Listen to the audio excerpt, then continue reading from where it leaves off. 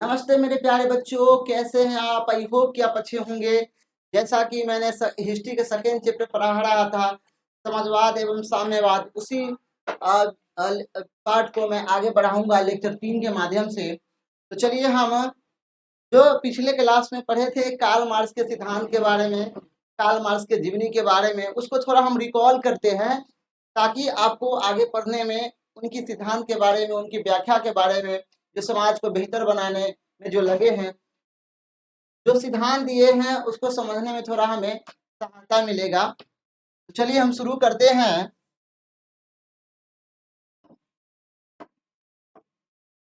तो पिछले क्लास में हम पढ़े थे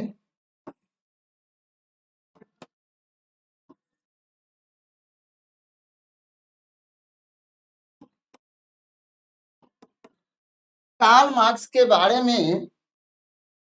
उन्होंने पूरे विश्व में समाजवाद एवं साम्यवाद को और वैज्ञानिक समाजवाद विचारियों को, वैज्ञानिक समाजवाद सिद्धांतों को, आइडियोलॉजी को पूरे विश्व में फैलाना चाहता था और एक अच्छे समाज का निर्माण करना चाहता था। कौन? एक कार्ल मार्क्स। कार्ल मार्क्स के थोड़ा परिचय देखा जाए, परिचय की अगर बात किया जाए तो इनका जन्म स्थान, इसके बाद पिता का नाम देखेंगे, प्रोफेशन देखेंगे, पेशा देखेंगे, इनका शिक्षा देखेंगे कि इनका शिक्षा क्या है, क्या विवाह के बारे में देखेंगे। इसके बाद देखेंगे दोस्ती देखेंगे, दोस्ती किसके साथ होती है, और इनका वैज्ञानिक समाजवाद वैज्ञानिक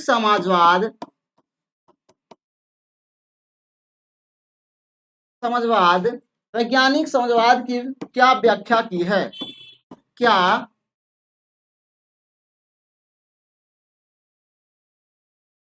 क्या व्याख्या की है, इसके बारे में भी हम थोड़ा समझेंगे। और कार्ल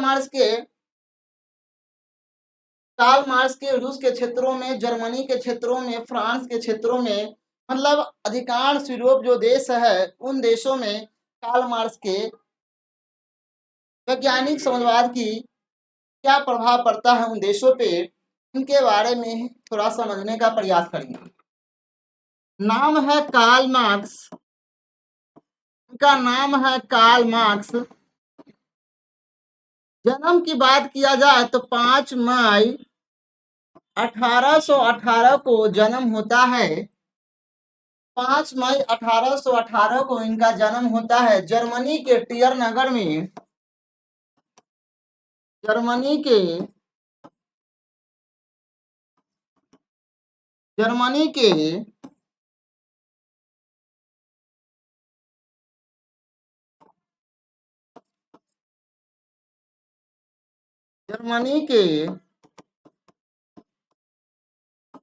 टियर नगर के राइन प्रांत में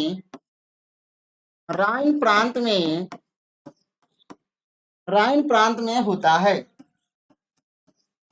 राइन प्रांत में होता है, मतलब यहां समझने का प्रयास करेंगे कि कार्ल मार्क्स का जो जन्म होता है वह जर्मनी में होता है। अब जर्मनी की अगर थोड़ा बात किया जाए, तो जर्मनी एक यूरोप महादेश का छोटा सा देश है। जर्मनी की राजधानी बर्लिन है। जर्मनी की अगर मुद्रा करेंसी देखा तो जर्मन डॉलर है। और जर्मन का जो सांसद का नाम है, जर्मन सांसद का जो नाम है डायट है। जर्मन संसद के नाम को डायट कहते हैं। अब यहाँ पे समझते हैं, थोड़ा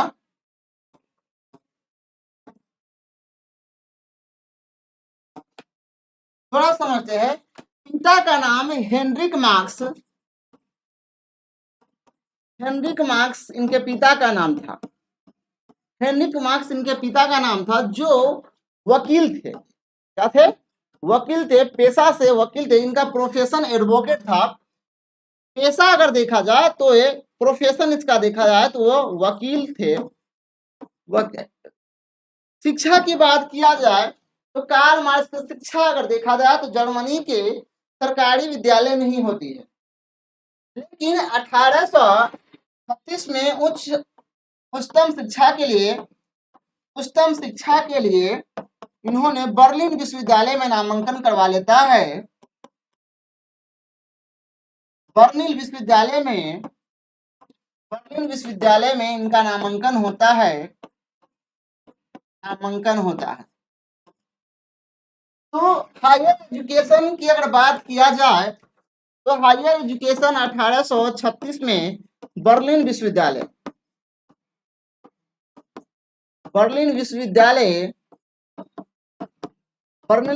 में इसका नामांकन होने लगता है। विवाह की अगर बात किया जाए तो इनका विवाह भी बहुत ही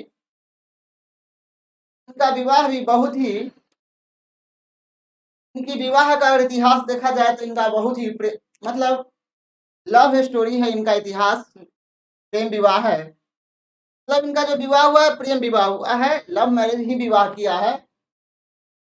हालांकि बाद में इन्होंने लव मैरिज को विरोध किया। विवाह की अगर बात किया है तो बचपन के मित्र 1842 में जेनी के साथ इनका विवाह हो जाता है। और 1836 में जब बर्लिन विश्वविद्यालय में इनका नामांकन होता है तो इनके जीवन में बहुत बड़ा टर्निंग पॉइंट आता है।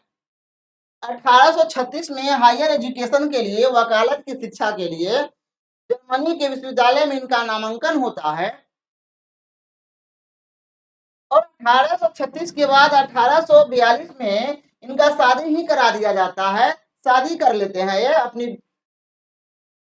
अपने बचपन के मित्र जेनी के साथ इनका निकाह हो जाता है, शादी हो जाता है। और 1842 की बात करते हैं। 1844 में 1844 लेते हैं। 1844 में क्या है, इनका दोस्ती होता है। इनका एक व्यक्ति से दोस्ती होता है जिनका नाम फ्रेडरिक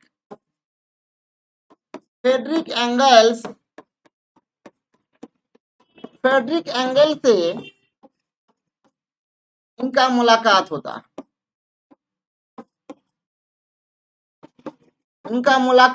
है और कार्ल मार्क्स फ्रेडरिक एंगल से प्रभावित हो जाता है, इनके विचार से सहमत रहता है, इनके विचार का समर्थन करने लगते हैं। कौन? कार्ल मार्क्स। इन्होंने 1844 में ही समाज को बेहतर करने के लिए समाजवादी घोषणा पत्र जारी करता है। समाजवादी घोषणा पत्र जारी करता है और लोगों को एकजुटता, लोगों में समान अधिकार देने का विचार रखता है लोगों के पास, पूरा दुनिया के पास। तो यहां तक देख लीजिए कार्ल मार्क्स के इतिहास। कार्ल मार्क्स का अगर जन्म देखा जाए तो 5 मई 1818 को जर्मनी के टियर नगर में हुआ था इनका जन्म। इसके बाद इसका स्थान जर्मनी के राइन प्रांत में हुआ था। इनके पिता का नाम हेनरिक मार्क्स था। हेनरिक मार्क्स इनका पिता का नाम था। तो पेशा से क्या भैया? वकील है। पेशा से क्या है? प्रोफेशन इनका वकील है। शिक्षा की अगर बात किया जाए तो 1836 में बर्लिन विश्वविद्यालय में इनका नामांकन होता है हायर एजुकेशन के लिए, वकालत की शिक्षा पाने के लिए। और इनका विवाह की अगर बात किया जाए तो बचपन के मित्र 1842 में जो है ना, बचपन के मित्र जेनी के साथ इसका विवाह हो जाता है और इनके जीवन में बहुत बड़ा टर्निंग पॉइंट आता है, परिवर्तन करने का समय आ जाता है। 1844 में एक व्यक्ति से इनकी मुलाकात होती है, फ्रेडरिक एंगल्स से इनकी मुलाकात होती है और उनसे प्रभावित होकर इन्होंने जर्मनी के क्षेत्रों में समाजवादी घोषणा पत्र जारी करता है और लोगों को समाज में समान अधिकार देने की बात करता है, लोगों को एकजुटता होने की बात करता है, लोगों में सामाजिक विभिन्नता होने की बात करता है, लोगों को अधिकार दिलाने के लिए बात करता है, लोगों को मजदूर लोगों को श्रमिक संगठन बनाने की बात करता है। कौन करता है? कार्ल मार्क्स करता है, फ्रेडरिक एंगल करता है। आगे अगर देखा जाए तो कार्ल मार्क्स ने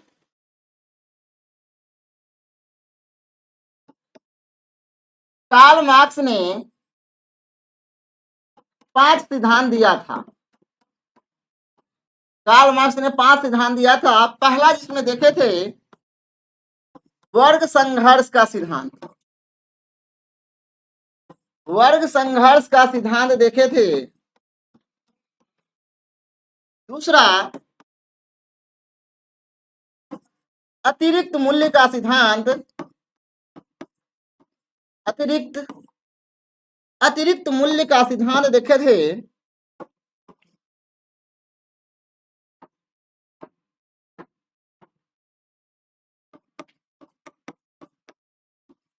अतिरिक्त मूल्य का सिद्धांत देखे थे। अतिरिक्त मूल्य का सिद्धांत देखे थे। तीसरा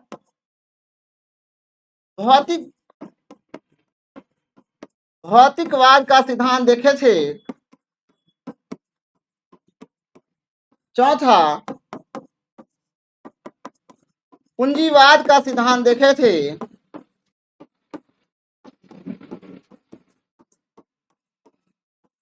एक और हम पढ़े थे कल के क्लास में, कार्ल मार्क्स ने 5 सिद्धांत के बारे में बताया था।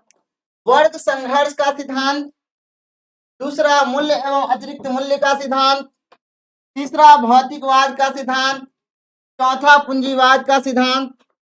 ये 4 सिद्धांत हम कल के क्लास में देखे थे और कल इस चारों सिद्धांत पे, कल इस 5 सिद्धांत पे, इस पे हम चर्चा किए थे कि कौन कौन सिद्धांत है। पहला करा वर्ग संघर्ष का सिद्धांत।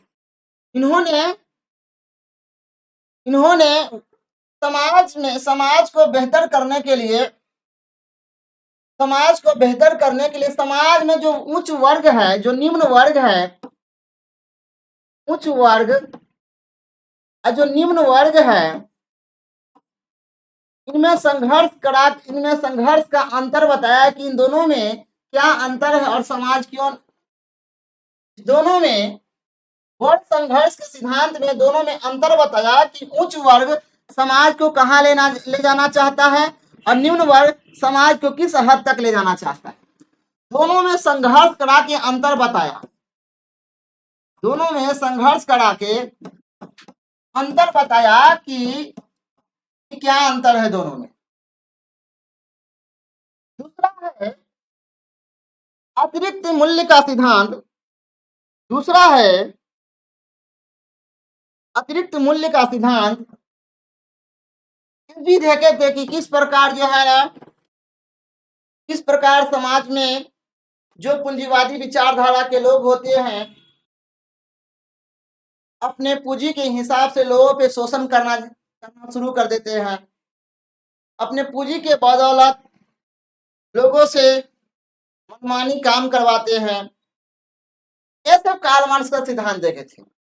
भौतिकवाद का सिद्धांत भी देखे थे, किस प्रकार समाज में भौतिक विचारधारा और समाजवादी विचारधारा किस प्रकार जो है ना समाज में परिवर्तन ला सकता है।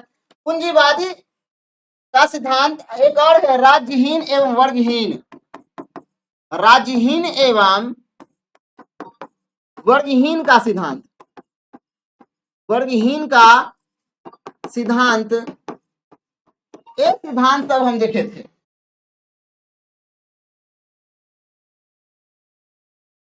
तो कार्ल मार्क्स ने 5 बड़े बड़े सिद्धांत दिए हैं समाज में परिवर्तन लाने के लिए।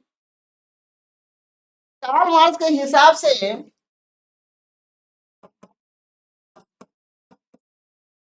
कार्ल मार्क्स के हिसाब से 6 ऐतिहासिक चरण हैं।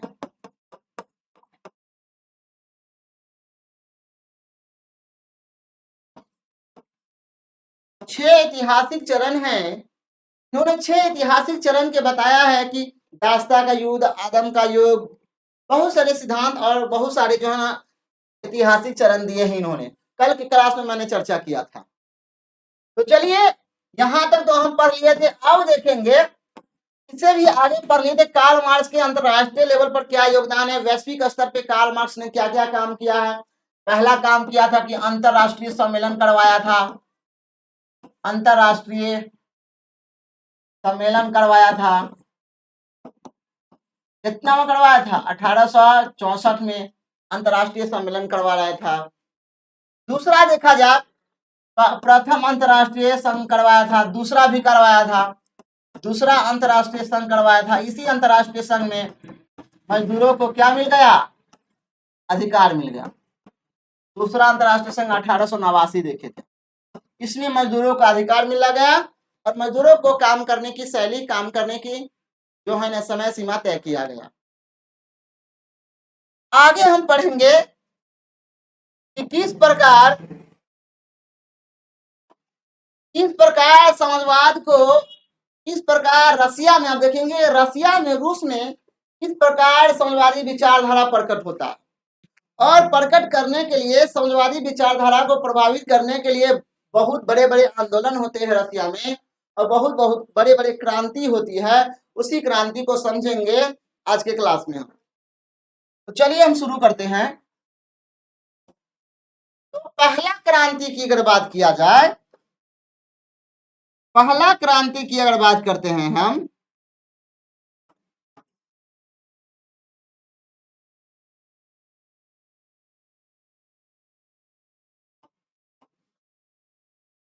पहला क्रांति देखे थे कि रूस के क्षेत्रों में समाजवादी विचारधारा को लाने के लिए, लोगों को, मजदूरों को अधिकार देने के लिए, मजदूर अपना अधिकार लेने के लिए, किसान अपना अधिकार लेने के लिए सरकार के खिलाफ बहुत बड़े स्तर पे एक बड़ा आंदोलन होता है। उसी आंदोलन को हम कहेंगे बोल्शेविक क्रांति या रूसी क्रांति के नाम से जाना जाता है। रूसी क्रांति की अगर बात किया जाए, थोड़ा हम रूसी क्रांति की अगर बात करते हैं, रूस में क्रांति के दो पीरियड हैं, दो काल हैं। पहला काल आता है 1905 की क्रांति, 1905 की क्रांति और 1917 की क्रांति। 1917 की क्रांति रूस में दो बड़े बड़े क्रांति हुआ है। बहुत वैश्विक स्तर पे इसका प्रभाव पड़ा है। रूस में जो क्रांति हुई है, उस क्रांति को, रूस में क्रांति को दो भागों में हम बांटकर पढ़ेंगे। पहला पढ़ेंगे 1905 की रूसी क्रांति, 1917 की रूसी क्रांति। 1905 की रूसी क्रांति को खूनी क्रांति कहते हैं, खूनी क्रांति कहते हैं, या इसे खूनी रविवार की क्रांति, खूनी रविवार की क्रांति पढ़ेंगे, और 1917 की जो क्रांति हुई है, इस क्रांति को बोल्शेविक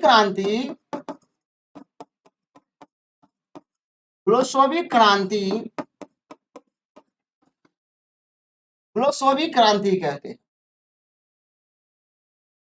रूसी क्रांति की अगर बात किया जाए तो रसिया में दो बड़े बड़े स्तर पर, वैश्विक स्तर पे बहुत बड़ी आंदोलन और बहुत बड़ी क्रांति हुई है। इसे हम 1905 की क्रांति कहेंगे, 1917 की क्रांति कहेंगे। 1905 की क्रांति से पढ़ने से पहले हम थोड़ा क्रीमिया युद्ध की बात करते हैं।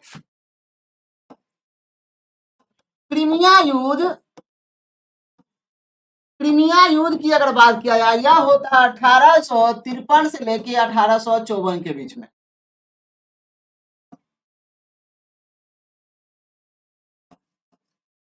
1853 से लेके 1854 के बीच में रूस और फ्रांस के बीच में,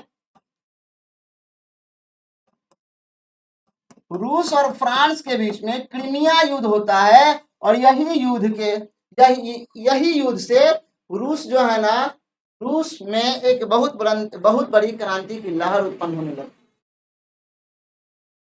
क्रीमिया युद्ध में रूस की हार होती है, और जब रूस की हार होती है तो रूस की जो दयनीय स्थिति है, रूस को वैश्विक स्तर पे रूस को चारों तरफ से घेरा जाता है, चारों तरफ से घेरा जाता है। ये सब जो है ना रूस का क्रांति के कारण हुआ है, क्रीमिया युद्ध के कारण हुआ। हालांकि रूस की अगर इतिहास देखा जाए तो रूस हमेशा से कहीं ना किसी देश से युद्ध जो है ना युद्ध में जो है ना लगा रहता है।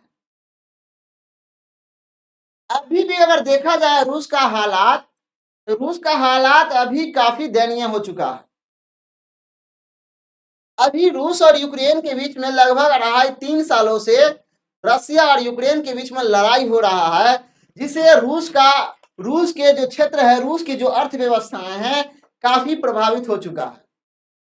और हमेशा रसिया जो है ना किसी न किसी देश से जो है ना लफड़ा करता ही रहता है, किसी न किसी के देश के साथ जो है ना समर्थन में आ जाता है और अपना सेना उतारने लगता है, अपना परमाणु बम, अपना हथियार वगैरह सब उसे जो है ना ट्रांसपोर्ट करने लगता है। रूस एक आक्रामक नीति के अनुसार या युद्ध नीति पे ज्यादा विश्वास करता है रूस, क्योंकि रूस बहुत बड़ा एरिया में फैला हुआ है। दुनिया का सबसे बड़ा देश है रसिया। पूरा दुनिया की बात कर रहे हैं, पूरा दुनिया की अगर बात किया जाए तो पूरा दुनिया का सबसे बड़ा देश है, समझ जाइए। जनसंख्या नाम मात्र के लिए, मात्र जनसंख्या है। और यहाँ की जनसंख्या बढ़ाने के लिए सरकार ने कई योजनाएं लाई है। यहाँ की जनसंख्या बढ़ाने के लिए भारत से भी आदमी जाता है पैसा पे। तो रूस का हालात अभी बहुत ही दयनीय हो चुका है।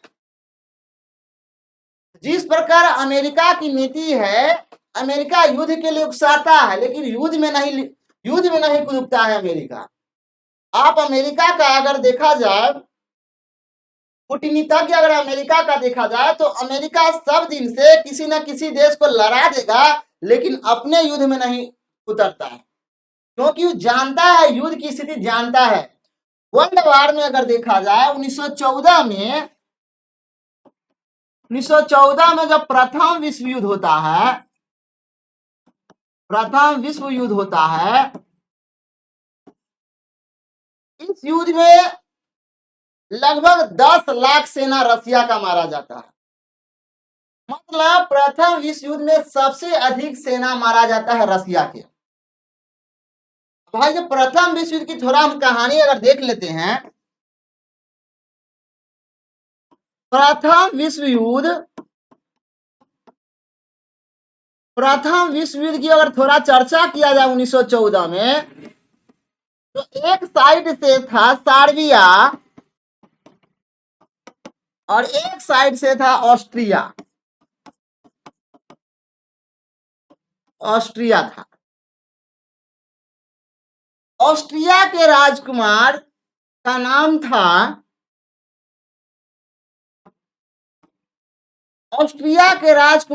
था फ्रांसीसी फर्डिनेंड। यहाँ के राजकुमार था फ्रांसीसी फर्डिनेंड, और अपनी पत्नी फर्डिनेंड की पत्नी ये दोनों मिलकर सार्बिया के क्षेत्रों में टूर पे जाता है। एक घूमने के विचार में सार्बिया के क्षेत्रों पे जाता है और वहां के प्राकृतिक दृश्य का आनंद लेने जाता है। ए फ्रांसीसी फर्डिनेंड इनकी पत्नी।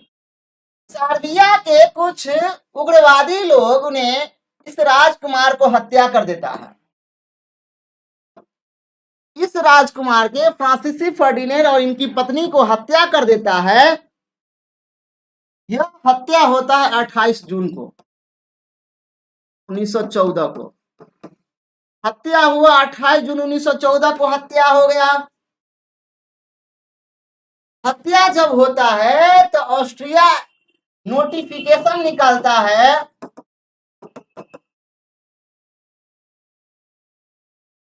ऑस्ट्रिया नोटिफिकेशन निकालता है सार्बिया के खिलाफ और यहाँ के अधिकारी से अपनी बात रखता है कि मेरा राजकुमार की हत्या हुआ है, मुझे उनका बदला चाहिए, फिर जांच करवाइए और इसका रिपोर्ट मुझे सौंपिए।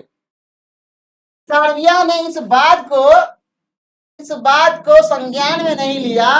सार्बिया इस बात को हल्का में लेकर छोड़ दिया और ऑस्ट्रिया ने 1 महीने का समय देता है कि 1 महीना में वो हत्यारा मेरे पास होना चाहिए, जेल में होना चाहिए।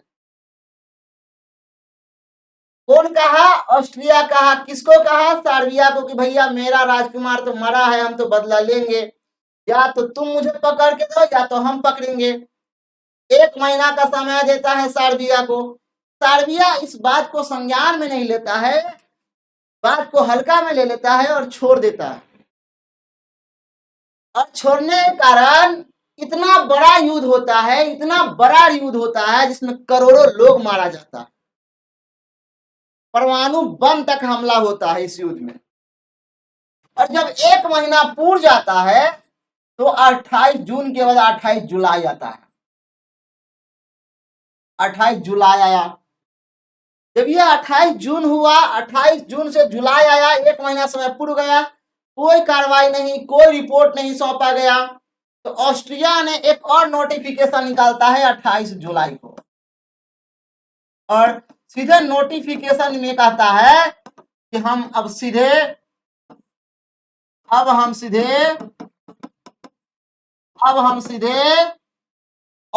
सार्बिया के खिलाफ युद्ध की घोषणा करते हैं।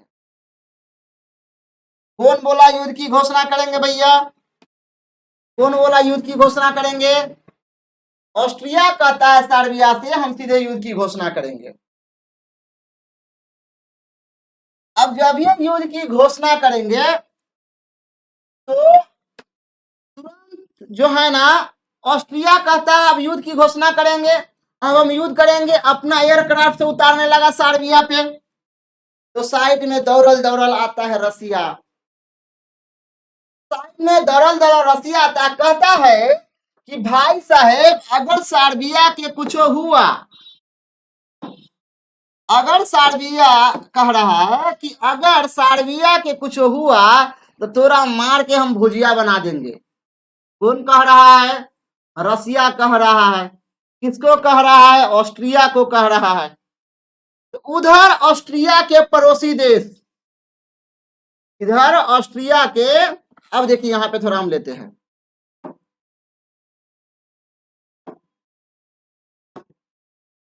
अब इस पे क्या करेगा? आक्रमण करेगा और जो है ना, इसको बचाने, सार्बिया को बचाने रसिया कूद पड़ेगा। रूस आ गया, रूस की एंट्री हो गया। रूस की एंट्री हुआ सार्बिया को बचाने के लिए। जब ये इधर रूस आया, अब रूस कह रहा है कि ऑस्ट्रिया तुम ठहरो, तुम सार्बिया से पहले लड़ना, पहले तो हमरे से लड़ो। कौन कह रहा है? रूस कह रहा है।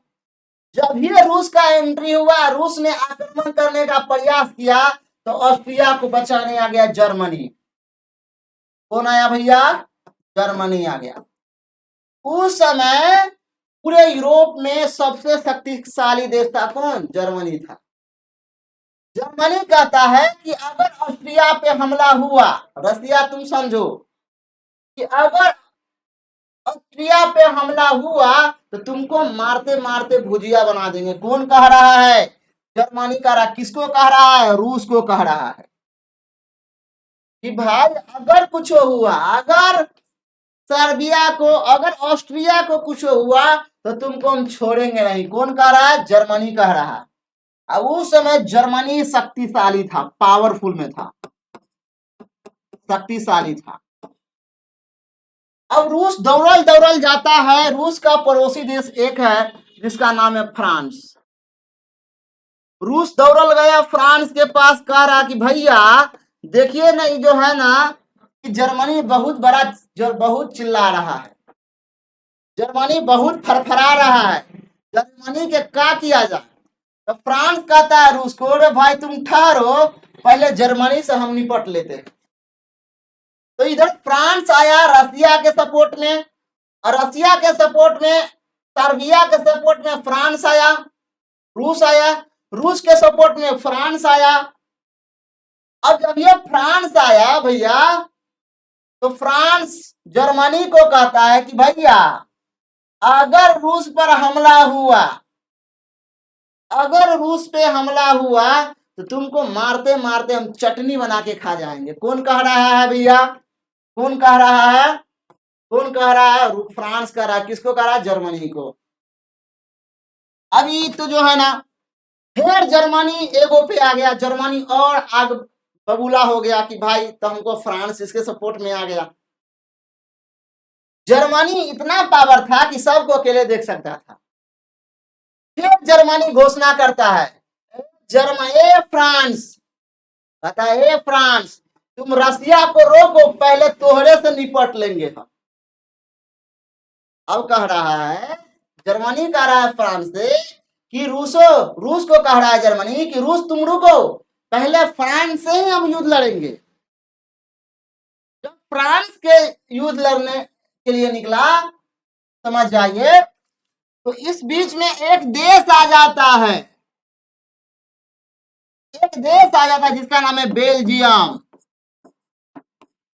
बेल्जियम आ गया। जब जर्मनी फ्रांस से युद्ध करने के लिए निकलता है तो बीच में एक देश आ जाता है, बेल्जियम।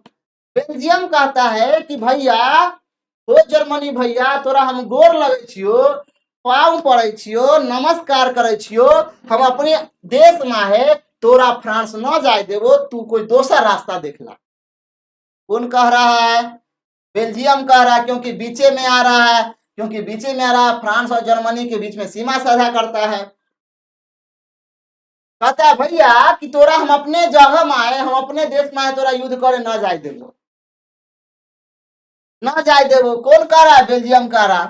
तो कहता है जर्मनी कि भाई फ्रांस तुम रुको, तुम ठहरो, पहले बेल्जियम से निपट लेते हैं। पहले किसे निपटेंगे? बेल्जियम से ही निपट लेते हैं। जब ये बेल्जियम के लिए आक्रमण करता है बेल्जियम पे, तो बेल्जियम के बचाने आ जाता है इंग्लैंड। कौन आ गया? अभी इंग्लैंड की एंट्री हो गया। किसकी एंट्री हुआ? इंग्लैंड की एंट्री हुआ। जब ये इंग्लैंड आता है तो कहता है जर्मनी को, ए जर्मनी, तुम सोच समझ के छोड़ा, नहीं तो मारूंगा ना, तो मारूंगा कम, दोहराऊंगा ज्यादा। कौन कह रहा है? इंग्लैंड कह रहा है। किसको कह रहा है? जर्मनी को कह रहा भैया। जर्मनी और आग बुबूला हो गया। जर्मनी कहता है बेल्जियम तुम ठहरो, तुमसे बाद में लड़ेंगे, पहले इंग्लैंड से ही लड़ लेते, पहले इंग्लैंड से ही लड़ लेते। जब ये अंग्रेज की एंट्री होती है तो अंग्रेज को बचाने के लिए 1917 में अमेरिका की एंट्री हो जाती है। किसकी एंट्री होती है? अमेरिका की एंट्री होती है। अब देखिए, अब युद्ध कहां था और कहां चला गया? युद्ध था सर्बिया और ऑस्ट्रिया के बीच में। सर्बिया को बचाने रूस आ गया, रूस को बचाने फ्रांस आ गया, फ्रांस के बीच में छूट गया तो बेल्जियम आ गया, बेल्जियम को बचाने इंग्लैंड आ गया, इंग्लैंड को बचाने अमेरिका आ गया। और इधर देखा जाए, इधर ऑस्ट्रिया अकेले है और जर्मनी अकेले है, और जर्मनी के छोटा मोटा पड़ोसी देश इटली भी इसके साथ ही रहता है, इटली भी इसी के सपोर्ट में रहता है। तो ऐसे ऐसे करते करते इस युद्ध में 37 देश भाग लेता है। 37 देश भाग लेता है। इस युद्ध में लगभग 1 करोड़ 10 लाख 1 करोड़ 10 लाख लोगों की जान चली जाती है। जान चली जाती है, जिसमें सबसे अधिक जान जाता है रूस का। रूस का लगभग 10 लाख सेना 10 लाख सेना मारा जाता है रूस का। समझ जाइए इतना बड़ा युद्ध हो जाता है। तो उम्मीद है कि प्रथम वर्ल्ड वार आपको समझ में आया होगा, किस प्रकार रसिया जो है ना युद्ध के लिए बेताबू रहता है, किसी पे आक्रमण करने के लिए बेताबू रहता है। चलिए आगे हम थोड़ा देख लेते हैं कि रूस में क्रांति को 2 चरण हुए। पहला चरण है 1905 की क्रांति, दूसरा चरण 1917 की क्रांति। पहला चरण को कहेंगे खूनी क्रांति या खूनी रविवार की क्रांति, दूसरा चरण को कहेंगे ब्लोसोविक क्रांति 1917। ब्लोसोविक क्रांति 1917। क्रीमिया युद्ध की बात किया जाए तो 1853 से 54 के बीच में क्रीमिया युद्ध होता है रूस और फ्रांस के बीच में, और इस युद्ध में रूस हार जाता है। रूस में बेरोजगारी, महंगाई, अकाल पड़ने लगता है और रूस की स्थिति खराब होने लगता है। 1905 में अगर देखा जाए, 1905 में रूस और जापान के बीच में बहुत बड़ा स्तर पे युद्ध होता है, जिसे खूनी क्रांति या खूनी रविवार की क्रांति कहते हैं। अब देखिए 1904-05 के रूसो जापानी युद्ध के कई कारण इस प्रकार है। पहला कारण ये देखा जाए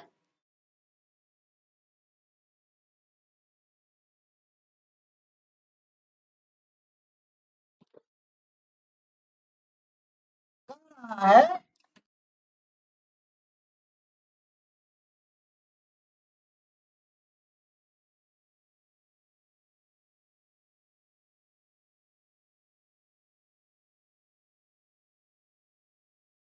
साम्राज्यवादी प्रतिस्पर्धा। अब यहाँ पे समझिए कि जो साम्राज्यवादी है, जो समाजवादी विचारधारा के लोग हैं, उसमें कंपटीशन चल रहा था कि रूस और जापान दोनों ही मंचूरिया और कोरिया पर अपना प्रभाव बढ़ाना चाहते थे। मतलब रूस और जापान दोनों देश है जो मंचूरिया के क्षेत्र और कोरिया, ये 3 ऐसा क्षेत्र है जो मंचूरिया पे अपना कब्जा जमाना चाहता था। दोनों देश के हित के लिए आपस में टकराव रह रहे थे। मतलब मंचूरिया एक जगह का नाम है,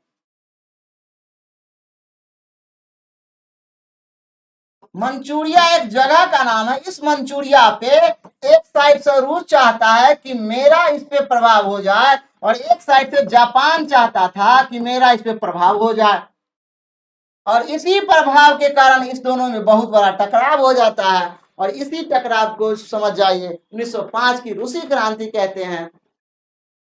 अब समझिए रूस की विस्तारवादी नीति। रूस एक गर्म पानी का बंदरगाह चाहता था। रूस एक गर्म पानी का वार्म वाटर पोर्ट चाहता था, ताकि वह प्रशांत महासागर में अपनी नौसेना की शक्ति बढ़ा सके। इसके लिए रूस को मंचूरिया और कोरिया पर नियंत्रण स्थापित करना जरूरी था। रूस चाहता था कि जो प्रशांत महासागर में जो मंचूरियन टापू है, उन टापू पे मेरा अधिकार हो जाए। मंचूरियन टापू और कोरिया जो टापू है, उन टापू पे मेरा अधिकार हो जाए, और वहां से विभिन्न देशों से हम क्या करें, बंदरगाह के माध्यम से व्यापार करें, बिजनेस खोले वहां से अपनी, और समुद्र में प्रशांत महासागर में नौसेना की ताकत दिखा सके कि रसिया का क्या ताकत। जापान की सुरक्षा चिंताएं। जापान को डर था कि रूस का बढ़ता प्रभाव उसकी सुरक्षा के लिए खतरा बन सकता है। और यह जो मंचूरिया क्षेत्र है यह जापान के नजदीक इलाका में पड़ता था और जापान नहीं चाहता था कि जो है रूस मंचूरिया और कोरिया टापू पे रूस का प्रभाव हो जाए, रूस का नियंत्रण हो जाए। तो जापान हर हालत में क्या करेगा, रोकेगा भैया रूस को। तो इसी बीच में रूस और जापान के बीच में बहुत बड़े स्तर पे युद्ध होता है, रूसी जापान युद्ध। सुरक्षा के लिए खतरा बन सकता था। जापान कोरिया को अपने प्रभाव में रखना चाहता था, जापान जो है कोरिया को अपने प्रभाव में रखना चाहता था और रूस जो है मंचूरिया को अपने प्रभाव में रखना चाहता था और रूस के आक्रमण से बच सके, रूस के आक्रमण से बच सके थे कौन क्षेत्र, कोरिया क्षेत्र। कूटनीतिक विफलता अगर देखा जाए तो रूस और जापान के बीच में कई बार बातचीत हुई लेकिन दोनों देश किसी समझौते पर नहीं पहुंच सके। रूस जापान को बराबरी का दर्जा देने को तैयार नहीं था, जिन्होंने जापान को युद्ध के लिए मजबूर कर दिया और जापान जो है ना, जापान इस युद्ध को जीत जाता है। रूस जापान के बीच में युद्ध होता है और जापान की जीत होती है। जापान की जीत के बाद वहां के राजा, रूस के राजा को बहुत गंदे नजरियों से देखा जाता है, समझ जाइए। इसके बाद जापान के राजा को बहुत जो है ना, बहुत नीचे नजरियों से देखा जाता है और जापान के राजा को जो है ना आलोचना किया जाता है कि एक छोटा सा देश, टापू सा देश जापान जो है ना, जापान कैसे इस युद्ध को जीत लिया। हम तो बहुत बड़ा क्षेत्रफल है, हम तो बहुत बड़ा क्षेत्र में, बहुत बड़े क्षेत्र में फैला हुआ है, मेरा इलाका बहुत बड़ा एरिया है, मेरा सेना भी ठीक है, तभी इस युद्ध को हम कैसे हार गए। आगे अगर देखा जाए इसी युद्ध के बाद जापान में जब रूस और जापान जब युद्ध हो जाता है तो जब रूस की स्थिति खराब होने लगता है। रूस की आम जनता, उस समय रूस का राजा जार निकोलस द्वितीय, कौन था, जार निकोलस द्वितीय।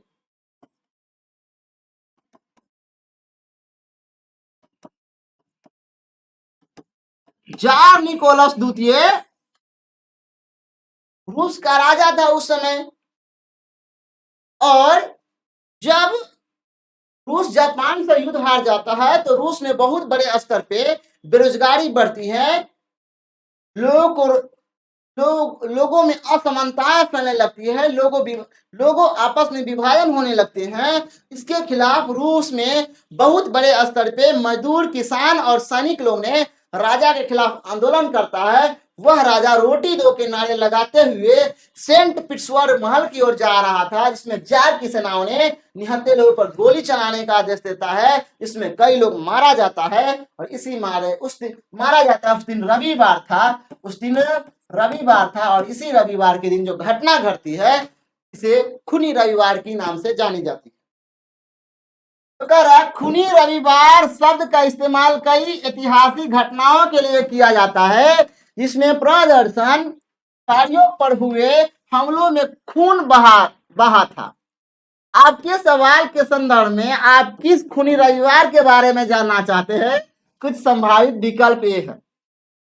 रूस में खूनी रविवार 1905 22 जनवरी पुराने कैलेंडर के हिसाब से 22 जनवरी हो रहा था और नए कैलेंडर के हिसाब से 9 जनवरी हो रहा था। 9 जनवरी 1905 नए कैलेंडर के हिसाब से, पुराने कैलेंडर के हिसाब से 22 जनवरी 1905 हो रहा था। सेंट पीटर्सबर्ग में, मतलब सेंट पीटर्सबर्ग एक शहर का नाम है, शहर में इसी नाम से एक महल है। इस महल के ओर प्रदर्शनकारी ने महल की तरफ प्रदर्शनकारी जा रहा था और रोटी दो के नारे लगाते हुए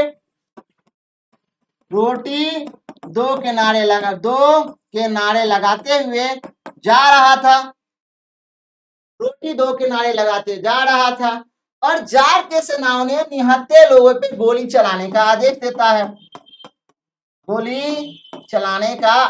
जिसमें हजारों से अधिक संख्या में लोग मारा जाता है, खून की नदियां बहाई जाती है। और इसी घटना को देखते हुए उस दिन रविवार था, इसी रविवार के दिन के नाम पे खूनी रविवार इस युद्ध का नाम रखा गया है, इस प्रोटेस्ट का नाम रखा गया है। शांतिपूर्ण प्रदर्शनकारियों पे जार की सेना ने गोलियां चलाई जिसमें कई लोग मारे गए। इस घटना को 1905 की रूसी क्रांति के नाम से जाना जाता है। 1905 में जब रूस और जापान के बीच में युद्ध होता है तो रूस और जापान के बीच में युद्ध होता है।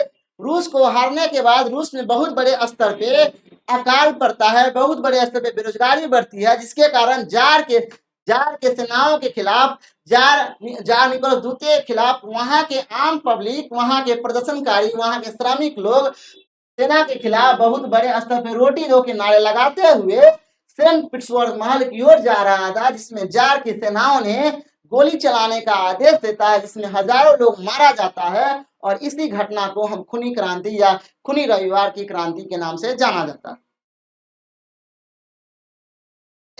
युद्ध उत्तरी आयरलैंड में खूनी रविवार, इसके बारे में हमको चर्चा नहीं करना है, इसके बारे में चर्चा करना है रूस और जापान के बीच में। आगे अगर देखा जाए तो इसी में एक उदय होता है, जब लोग सामने आता है, जब मजदूर लोग अपना हक मांगने लगता है राजाओं से, तो उसी में एक वर्ग का उदय होता है जिसका नाम है सर्वहारा वर्ग।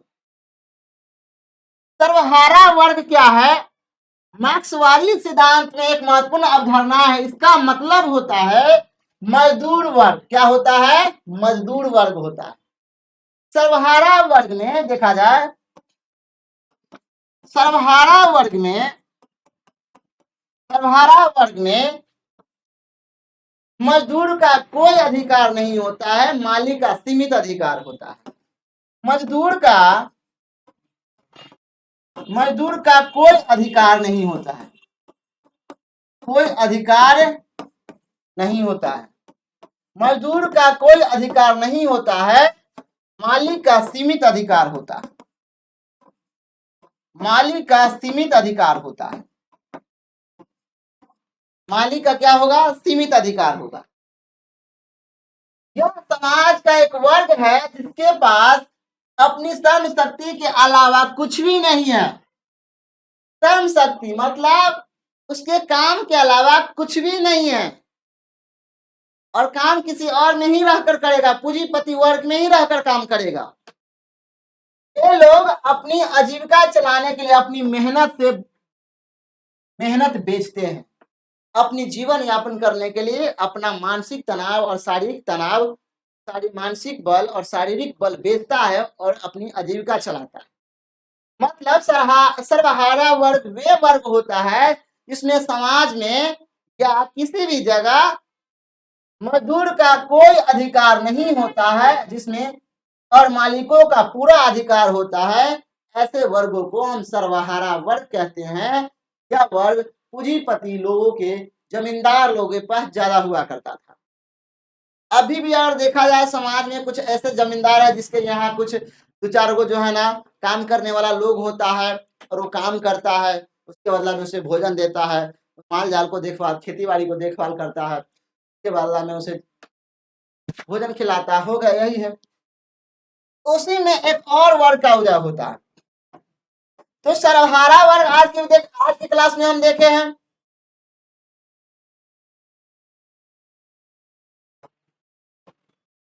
और सर्वहारा वर्ग जब हो जाता है तो एक और रशिया में एक और बड़े स्तर पे क्रांति होता है जिसका नाम है ब्लोशेविक क्रांति 1917। ब्लोशेविक क्रांति, जिन्हें रूसी क्रांति के नाम से भी जाना जाता है, 1917 में रूस में हुई थी। यह क्रांति दो चरण में, फरवरी की क्रांति और अक्टूबर की क्रांति। फरवरी 1917 की क्रांति और अक्टूबर 1917 की क्रांति, और दोनों मिलाकर जो है ना नवंबर में एक बड़े स्तर पे क्रांति होता है, नवंबर 1917 की क्रांति, जिसे ब्लोशेविक क्रांति कहते हैं। ब्लोशेविक क्रांति के मतलब यहाँ पे देखा जाए ब्लोशेविक क्रांति को दो चरण में बांट दिया गया है, फरवरी 1917 की क्रांति और अक्टूबर 1917 की क्रांति। इस क्रांति ने रूसी सम्राट जार को सत्ता से हटा दिया। जार जो निकोलस था, जार निकोलस द्वितीय, इस क्रांति ने जार निकोलस द्वितीय को सत्ता से हटा दिया और यहां से पलायन करके भाग जाता है कोई और देश। ब्लोशवी क्रांति का कई कारण था, वो कारण भी देखेंगे। अक्टूबर की क्रांति, इस अक्टूबर के इस क्रांति में ब्लोशवी क्रांति ने व्लादिमीर लेनिन ने नेतृत्व में सत्ता हथियाली और एक और साम्यवादी शासन का स्थापना किया। मतलब जार निकोलस जब द्वितीय जाता है तो उसके बाद आता है लेनिन, बनाता है लेनिन, व्लादिमीर लेनिन आता है और लेनिन ने रूस के समाज में साम्यवादी शासन स्थापित करना चाहता। ब्लोशवी क्रांति के कई कारण हैं, ब्लोशवी क्रांति के कई कारण हैं। अगर देखा जाए तो पहले प्रथम विश्व युद्ध में रूस की भागीदारी, प्रथम विश्व युद्ध में रूस की भागीदारी जिसमें हार हुई थी रसिया का। 10 लाख से अधिक सेना, 10 लाख से अधिक सेना मारा जाता है, 10 लाख से अधिक सेना मारा जाता है।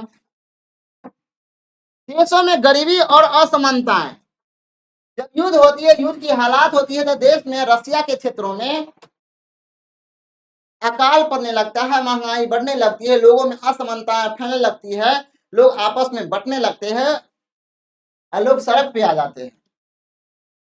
जारी शासन की कमजोर और अप्रभावी नीतियां, रूस में 1917 से पहले जो भी राजा बनता है वो सब निरंकुशवादी राजा था।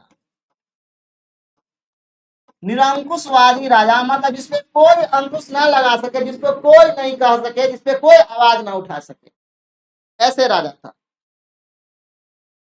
तो इसका आगे अगर देखा जाए तो इसका अगला टॉपिक रूस में क्रांति के, ब्लोशवी क्रांति के कई कारण था। पहला कारण अगर देखा जाए तो पहला है सामाजिक असमानताएं।